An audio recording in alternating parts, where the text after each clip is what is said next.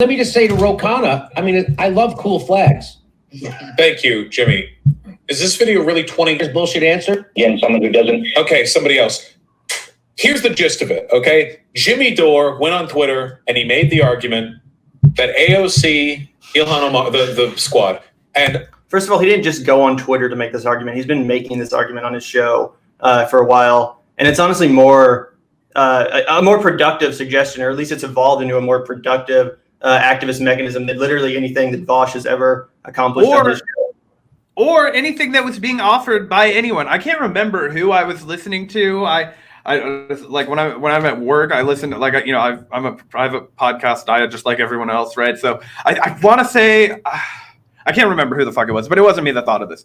So they were talking about how like none of these other people who are you know, slamming Jimmy or being like, oh, this won't work, or they're not coming up with any of their own suggestions. It's like, okay, AOC tweeted about a $15 minimum wage, which has already been voted on, which already is dead on arrival. You know what I mean? It's like, okay, well, guess what? That $15 minimum wage is dead on arrival in the Senate too. So like, okay, but yeah, it's still important to have that on physical votes on it. Also, Joe Biden has officially said that he's already behind a $15 minimum wage. That's not using your power to like push the envelope any, right? So that was like a fucking horseshoe. Also, for committee arguments, which was AOC's other part of it tweet, it's like, what the fuck is having committee? What the fuck is the point of having committee appointments if you're not going to do anything when you have a moment of opportunity to power, right? Like the fact that the Democrats fucked up so bad in this last election down ballot, right, when we're talking about congressional races, that inadvertently gave power to a degree that they've never had before at the squad, because they make up a higher percentage of the remaining Democrats, right? So in this unique instance where their will in the Democratic Party actually, you know, they're actually able to hold sway, why the fuck wouldn't they reach for something that they haven't already gotten a concession to? But anyway, like, Vaush will give his take. Other progressive Democrats should withhold their votes for Nancy Pelosi as Speaker of the House, and that they should do so on the condition that they will only vote for Nancy Pelosi if Nancy Pelosi agrees to put up a bill for Medicare for all. And, oh God, there are so many ways this can go wrong. Isn't that a good thing? Well, it sounds like a good thing. Yes, if it wasn't, What was that, Zach? Oh, I was just saying, I shout out to this guy for being a real one in the comment section. Brit Mouse, isn't that a good thing? Yeah, it's fucking obvious that that's a good thing. We're going to go ahead and... Oh, sorry, you're good. Oh, I was just going to say, we're about to go ahead and nitpick these ways that things could go horribly, horribly wrong for the squad. Just like how they went horribly, horribly wrong when they forced the Green New Deal to go up for a vote and actually, you know, got way more support than expected. Why was that not controversial at all? And then Medicare for all is controversial. It's like AOC was the same person that was fucking pushing that. Like, it seems like a natural thought progression that this is a no-brainer now. It's like Medicare for all is going to get the same treatment that the Green New Deal did. Okay, it's like, you know, that's why it was a big deal when Ed Markey got involved, an established senator, right? Okay, yep. And it would have been like if there was an active hurricane going on all over all 50 states at the same time during that vote. Now we have basically the equivalent of that, but the healthcare equivalent, where, you know, millions of people have lost their healthcare. You know, it's really exposing the cruelty and inefficiency of the for-profit healthcare system. 14 million people have lost their. That was the tweet that Rokana had. Yeah, that's it. So, you know, inexcusable. It's not like this is, you know, we can just wait another like couple years for this. No, this is like a moral, you know, necessity to do this right now, to get this record, and you know, just to see Vaush kind of obfuscating and what's the word? I guess straw manning here. It's just fucking annoying. If Pelosi didn't get voted in, who would be next up? Okay, we can skip for the next 5 minutes because they go on a really, really long roundabout discussion about how the fuck Nancy Pelosi, like what goes next. So just to break down that for anybody who is curious, since the Democrats have the majority, no matter who gets elected, it's going to be a Democrat, right? That's why you have a majority speaker and a minority speaker. It's not going to, we vote for Nancy, it's a Republican now. Yeah, some people are trying to fearmonger about the situation where if the squad withholds their votes, then Kevin McCarthy, the Republican, would become the speaker. But that will never fucking happen. And this is actually an instance where I disagree with David Sirota, who we've actually been singing the praises of a lot, he says that Pelosi would rather allow that to happen than bring Medicare for all to a floor vote, which is absolute fucking horseshit. Nancy Pelosi would much rather allow for a floor vote for Medicare for all than ever, give up her power. That's like I think she's too much of a narcissist. That seems like an obvious bluff to me.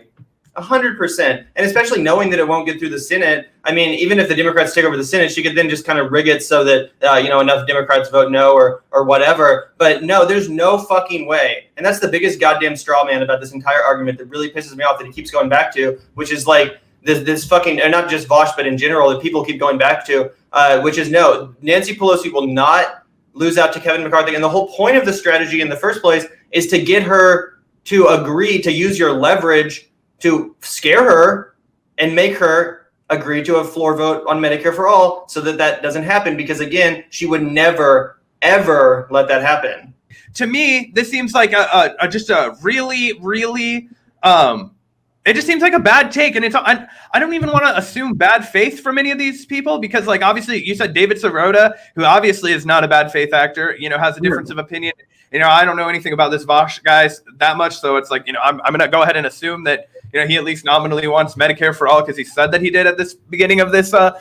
He pretends he wants Medicare for all, but as soon as the Bernie Sanders, thing was over, he was like about the quickest motherfucker to get on the rah Joe Biden team. The most, just flagrant, in my opinion, fucking gross. I mean, I don't know about you, but I can't imagine, getting, all excited about Joe Biden and Kamala Harris for any reason. I know that he has some like degree of irony in there, but I would never fucking put on a Joe Biden shirt, the fucking, mass incarcerator in chief. Like, that shit is like fucking disgusting. I think it's disgusting that the Democratic Party, has propped him up and Harris, and the fact that this motherfucker is out there basically enabling people or, making it acceptable to just get behind him and like ignore his actual legacy of destruction in this country, corporatization. I just think it's really, it rubs me the wrong way constantly. And again, I know there's some irony in what he does, and that he is he considers himself an anarchist or a socialist or whatever. Yeah, it's really easy to say that shit, right? Like, oh, okay, I'm a social libertarian. What is? Yeah, exactly. But anyway, if you jump to like 7 minutes, he starts to talk about actual shit again. Yeah, because he goes on for like 5 minutes, and it's like where he just goes on back and forth with this like chat because he doesn't actually know how the fuck this stuff works. Which I thought it was hilarious because he roasted Jimmy Dore for taking too long to get to his point at the beginning of this video. He was like, "Oh, I can't blame him. I do the same thing," and then literally does it for way longer. But anyway, that was just an observation. Unless the Blue Dogs vote for GOP, I don't think that's going to happen. That'd be pretty ridiculous. So what we're arguing about then, and this is the premise that Jimmy Dore is laying out, and there are some elements of this that are defensible and some elements of this that are certainly not. It's a good fucking strategy, by the way. Stop pretending it's not. It's a good fucking strategy, and it's better than anything you've ever fucking proposed. So here's the problem, okay? Jimmy Dore is making the argument that AOC and the Squad and all the progressive Dems are actually like controlled opposition pieces of shit, and they don't actually represent you, and they only care about being establishment Dems for some reason. Okay, that's so fucking reductive. First of all, obviously Jimmy Dore is a comedian, so when he says shit like that, or when he says that they're sellouts and stuff, yeah, obviously it's harsh, and it's harsher rhetoric than I use when discussing these Congress people. I like AOC, I like Ilhan Omar, I love Cori Bush, etc. So, I don't sign off on every, super intense attack Jimmy Dore has ever lobbied at these people. However, they're fucking politicians in power. He's a comedian. Why are you so hung up on the fucking language he uses in his anger when he demands things of, elected representatives that are making a hell of a lot of money than any of the working class people that are, in actual positions of power? And I think Jimmy Dore is correct when he says that, these Congress people, they're not the movement anymore. They're not, part of the activist movement anymore. Now they are the people that have to be moved. Just because you're in Congress and you tweet right things doesn't mean you're, part of the movement in the sense that everything you do is perfect. No, you still need to be pressured. You still need to be held accountable by the voters, by the citizens, by your constituency. And I just think it's ridiculous to, get all butthurt over the fact that some comedian on YouTube is pushing a strategy to push elected officials, politicians, yes, even AOC and Cori Bush, they're politicians, to push these people to a position that could actually result in something beneficial for the American people after a year, the past year of this pandemic where it's just we've been fucked time and time again while all the money goes upwards, while the corporations get bailed out time and time again. I think it's the most sensible goddamn thing that Jimmy Dore has ever advocated for. It's such a fucking manufactured argument against Jimmy Dore. I just feel like this is coming from a place of, he refuses to agree with or concede that Jimmy Dore was correct on something. And I just, that bothers me as someone who has no problem conceding when someone makes a good point that I usually disagree with. Yeah, 100%. I mean, we did that the other day when we talked about the fact that Josh Hawley, who's usually a fucking phony populist piece of shit, went and had co-sponsored the $1,200 stimulus point blank checks with Bernie Sanders. And that's exactly. There's no reason to be like, obviously there was that whole argument that came out of that. It was like saying anything that Josh Hawley does is okay. It legitimizes him. It's like, no, dude, it doesn't. It literally just gets us a little bit closer to getting $1,200 checks to people who desperately fucking need them. So shut the fuck up. Anyway. Yeah. We can keep playing Vaush's take. Jimmy Dore is insanely anti-progressive Democrat. It's crazy how he goes on Tucker Carlson and he makes pleas to Donald Trump. He has a bunch of insurgent progressives on his show and promotes them all the time during the election cycle. Yeah, literally, and advocates for progressive policies probably more than anyway. And again, we're not even huge stands of Jimmy Dore. No, dude, I have fucking plenty of criticisms of Jimmy Dore. Go check out our Jen Perlman video. Yeah, and it's not like we decided to do this, response to Vaush because we're so triggered that he insulted Jimmy Dore. But no, I don't give a fuck. Yeah. It's not. It's just the fact that this is an obviously correct fucking idea that should be embraced by anyone who actually cares about, pushing our elected representatives to actually do progressive things. It's more of that horseshit lefty infighting that we always call out on our channel because this is what distracts from politics. This is what breaks up the movement. The actual people in Congress that have a platform, that have actual leverage. AOC, the most popular politician in the country, bar none, way more fucking popular. She could go on every cable news show that she wanted. She could go on MSNBC and make a full-throated case against Nancy Pelosi, and it would make people's fucking heads explode because she's actually popular. Unless you're just like decrepit, retirement home people that hate young people or whatever, like. Most people on the Democratic Party acknowledge that AOC is not only the most popular person, but she's also the future of the party. Why do you think the Lincoln Project even, made a thirsty attempt to kind of reach out to her recently? It's because they realize that she's the future. And this dumbass straw man where it's like, oh, AOC can't risk her celebrity or her popularity, on this dumb fight that she's going to lose anyway. No, she would win this fight even if she loses this fight. You know what I'm saying? Like, because she is who she is. She's going to win this fight. Again, it's like when someone tries to go after her on Twitter and just gets, falls on their face. Because of her mammoth popularity and her ability to speak to people, especially the millennial and Gen Z generations, she's going to win the fucking fight because she's more eloquent. She speaks in terms that the young and working class understand. She has the ability to win this fight, which is just why it's so infuriating that she's not even gaslights everybody. Yeah, and when she's not even waging it to begin with, it's like she says like we have to keep waiting to pressure Pelosi. Like, when are you going to do it? When is the right time? Like, after you beat Chuck Schumer for the Senate race or whatever, like whatever your fucking end goal is here. And I support progressives, moving up the ladder and gaining seniority, actually getting into positions of power. I understand how getting power works. But I also understand that you're not going to lose all your fucking power just because you step out on a limb and, do something bold and brash, like challenge the speaker. No, that's not going to, that's not a sacrifice of your popularity, of your relevance. If anything, that's going to get way more headlines. It's going to make way more people pay attention. It's going to bring to the table an issue that a lot of people understand the necessity of, working class people, but they don't really understand how to actually force the conversation. They don't actually understand how pressure works, how to get it on the, headlines, on cable news. Nancy, there's no reason why AOC shouldn't be going on every cable news show every night, making the case, saying, why isn't my own party? I'm disgusted to be a part of this party that's not even, advocating for universal health care in the time of a pandemic when millions of people have lost their health care. Nancy stimulus checks. Where's AOC on stimulus checks? Another great point.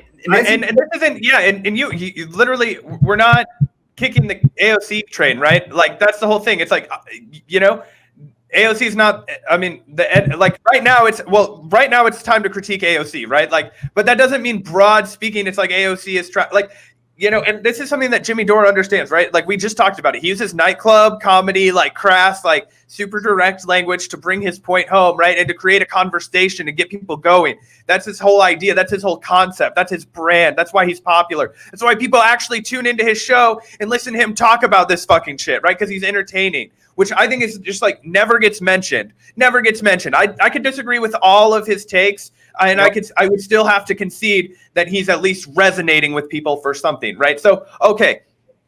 now that he's brought this entirely new demographic, he's saying, hey, guys, this is how we can wield this power. And you should fucking critique your congressperson that you've donated your hard-earned fucking money to so that they would go to war for you. Now they're not. Make your fucking opinion known. What's wrong with that? And also, I don't know if he hasn't gotten to it in this part of the video. At this point, we're fucking, a half hour into a conversation on the first 6 minutes. I don't know how deep we'll find this Vaush video, but at some point he says that what's the worst case scenario, this is what he decides is the worst case scenario, by the way, in a Medicare for All vote, is that AOC and the squad, gets her way on this, right? Like, let's just say that her and the whole squad agree to hold their vote, like Jimmy's suggesting, and a vote goes to Congress and it fails, right? Guess what? Now we have a real record. Now we have and he really minimizes the impact of having a real record of people who have voted. Like, okay, wait, so are we supposed to believe that like every 100 and however many the fuck people that, co-sponsored this bill when it was never going to see why do you think they're not fucking voting on it, Vaush? Why do you think it's not getting introduced? So that all these people can keep pretending to sign off on it because they know, the Democratic establishment knows that Medicare for All is what won all these people their fucking elections, right? Yep. But they don't want the public to know that. So you're willing to carry Medicare for All with you. The problem with that is that this is a terrible fucking idea for a number of reasons. First of all, and let's be perfectly clear about this, okay? Medicare for All would die in the House. Even if a vote was held on no it, fucking it would die shit in the House. Of course it would. Democrats only control a slim majority, and not all Democrats are in favor of Medicare for All, the complete abolition of private insurance, okay? And even if it made it through the House, you think it's going to make it through the Senate? Again, fucking strawman. We know it's not going to make it through the Senate. That's not the fucking point. It's so obvious that it's not the point. I'm concerned about the fact that he's not addressing it. It's like the House vote on decriminalizing cannabis recently. Like, that obviously wasn't going to do the House or the Senate either. It's still important to fucking vote, to do the job as a legislative body, irregardless of what the Senate is going to do. And because the Democrats actually do have a shot of getting the Senate, if you actually gave a fuck about Medicare for All or pressuring or pushing Biden left, which is something that your fucking crowd of fucks said to do once the dude was elected, then maybe this would be the greatest way to push him left of all time. Here, the House has a vote on Medicare for All coming up. The Senate is going to be potentially Democrat. Then we could, there's at least a percentage of a chance that the bill could actually come across Biden's desk and force him to sign no on it, which again would be amazing fodder for the progressive wing in 2024. Again, if we actually give a shit about taking power, which I do, having this record is so important, not just in the House and in the Senate, but also Biden. If we have Biden and his administration and Harris on record as being against universal health care, you don't think that the progressive left can exploit that in the 2024 primaries? Because that's where my headspace is at. That's where I'm thinking about right now. And if I was AOC, I'd be thinking about that too. I'd be thinking, how can I make all of my Democratic establishment colleagues look terrible on this issue so that in 2024, when I run, or whenever she decides to run for Senate or president or whatever, she can, never stop talking about this. How during the pandemic, she was the one that was standing up for the people, for the, the uninsured of this country, which are increasingly in the fucking, millions. Like, how is this not, political courage that you can then translate into actual movement building later down the line, growing this movement into something that could potentially even win a presidency? You could make this the entire crux of a presidential run about how you were the fucking Democrat who stood up for the American people during the pandemic against the party establishment, the corporate, bought party establishment, and how you forced a vote on Medicare for All because you understood the necessity of this for the people, for your constituency. I think that's amazing politics. I just don't understand how fucking dense this dude is, and how, some people on the left don't understand that.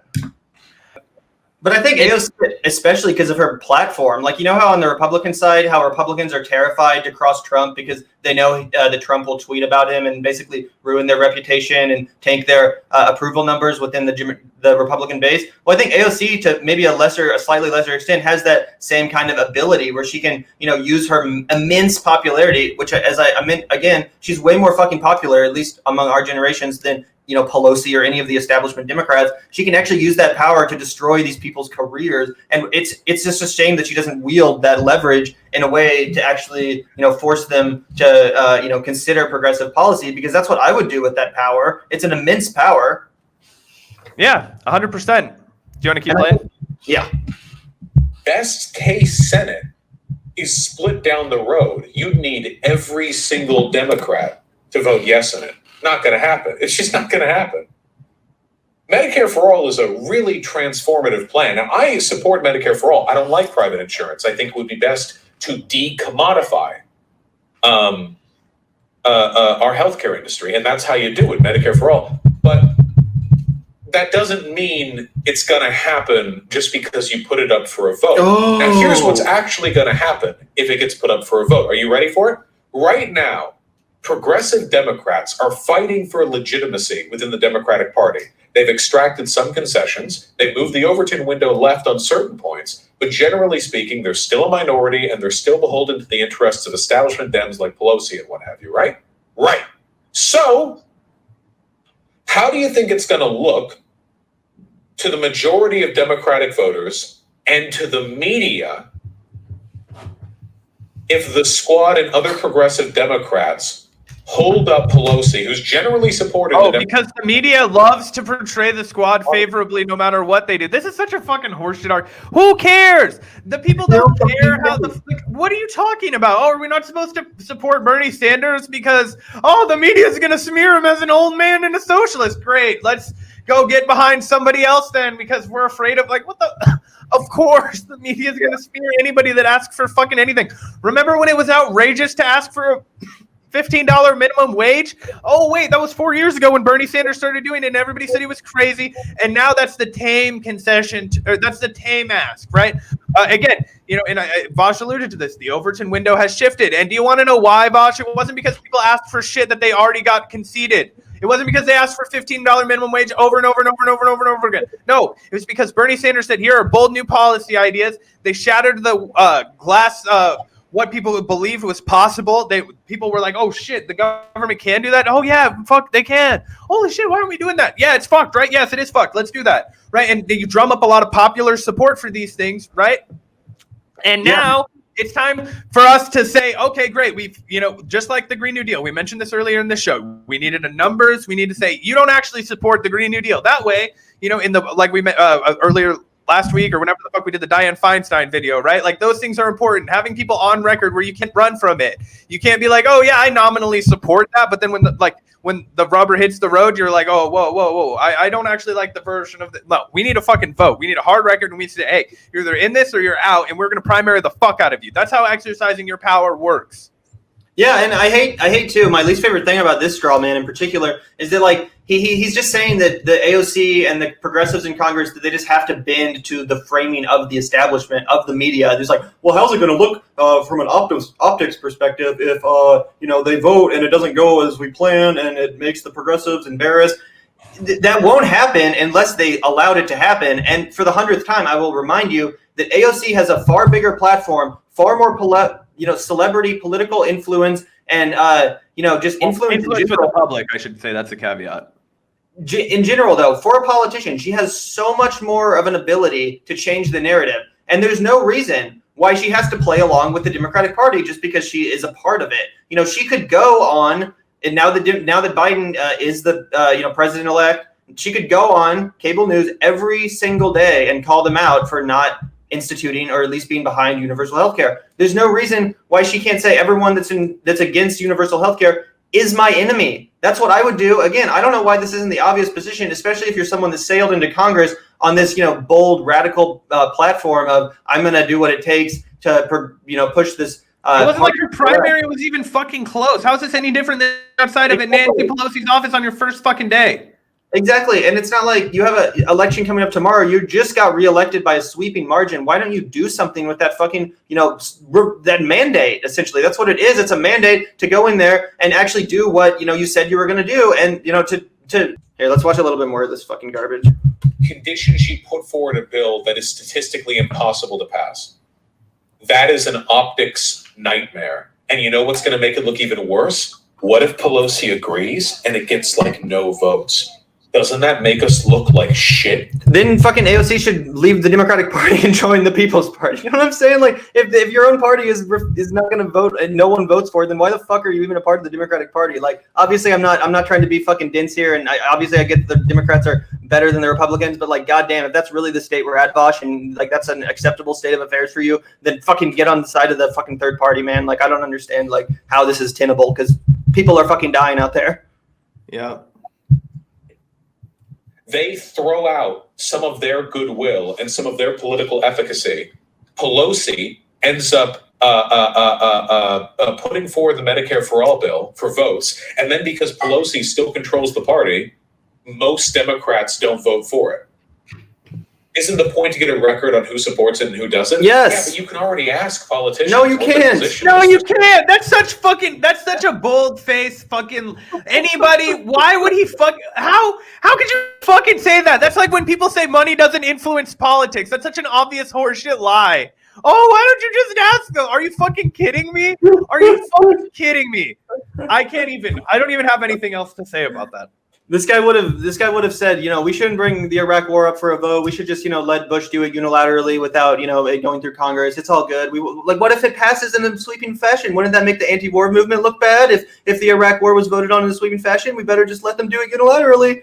What the fuck is this? Like, oh yeah, it doesn't, yeah. Them for that. You don't need to publicly humiliate progressives by having them toss Was away. Barbara Lee publicly humiliated when she was the only fucking, you know what I mean? Yeah, exactly. No, that's a fucking stand of principle. Like, come on, man. Like, Not chance. We call that fucking moral. We call that fucking principles. Like, and why the fuck is he shitting on people who have principles? Like, I don't understand. Well, he goes on later to critique the whole concept of having principles, actually, and he makes the case that, well, we can have principles, but that would be sacrificing our actual ability to, get things done, or some horseshit like that. Where again, it's like I thought people like you, motherfucker, said that after Biden was elected, then we could start doing this kind of intense pressuring. Like, come on. And again, it's like the reason that Jimmy Dore, the people are targeting AOC is because AOC is the only person with the big enough platform, the big enough popularity to actually make a difference. And obviously, a whole conversation like this. Yeah. To make us have this conversation. It's not like Jimmy and people on the left that are advocating for this idea. It's not like they understand that, that they don't understand that AOC is just one congressperson and that she can't single-handedly get us Medicare for all. It's that she has the popularity, the platform, the political, celebrity to actually force this conversation to happen. And again, it's just a shame that she's not actually using that. And I think it's dumb of this motherfucker to not, at least understand the value of that. And God, it's just, again, I feel like we're responding to the same couple straw mans over and over again. We'll watch a little bit more of this fucking video. But fundamentally, the problem with this isn't a matter of how aggressively you're willing to challenge the establishment. It's a matter of how effectively you're willing to do so, okay? How else can they effectively challenge? Like, if not this, then what would you consider to be effectively challenging the establishment? Like, I don't get it. Again, maybe what's the end goal? To get one or two committee assignments or some fucking horseshit? Like, Biden did it. More bureaucratic nothingness that still lets the powerful maintain their power. Again, I mean, this is an Obama strategy. Yeah, 100%. And it's like, I don't know. I feel like I have this argument all the time with people who say they vote or they make political decisions from principle. Oh, this is you, Gavin. Fuck you. Private insurance. Well, Medicare for All is abolishing private insurance. Good. If you don't want to abolish private insurance, then you would want a public option, which is what Biden is advocating for. He goes on a real pro-Biden run here for a second. Yeah, ever since Biden, and I don't know, but ever since Biden, won, like I said, won the nomination, I feel like there's a handful of YouTubers in the whole kind of breadtube community that just made a very conscious effort. And I wouldn't go as far as to call it grifting, but they went really hardcore and like I'm going to be a Biden, borderline apologist. I'm thinking of David Pakman. I'm thinking of this dude. They're just like, they're so fucking desperate to, defend and reframe the situation and apologize for it. And kind of, because they understand that since, Bernie Sanders is no longer ascendant, then now there's a bunch of, there's a bigger audience out there of people that want to hear that Joe Biden is okay and that, a public option is people who want reassurance and hope. Yes, exactly. And by the way, Vaush, Joe Biden, before he even, even a couple months ago, they were saying that, yeah, by the way, a public option is not actually going to fucking happen. And again, even Joe Manchin said that he wouldn't vote on a public option. So might as well bring Medicare for all to a vote. If you're going to advocate for public option, again, why not just bring Medicare for all to a vote? If the logic is going to apply the same way, might as well get the real deal instead of the bullshit half measure, which is just going to force everyone with actual pre-existing conditions and actual medical problems onto the government fucking program, which will over labor it. Meanwhile, all the corporations they don't have to deal with those customers or those human beings. A public option is a terrible fucking idea, and Biden's not even for it in the first place. He's not actually going to fucking fight for it. So again, stop fucking strawmanning. Medicaid, right? No, Medicare. Yeah, Medicaid to be a universally available public option, so everybody can get government insured health care. Medicare for all who want it. You've literally argued against the public option before. Yeah, I want Medicare for all, but it's not happening. Not very much, apparently. I mean, like, what the fuck?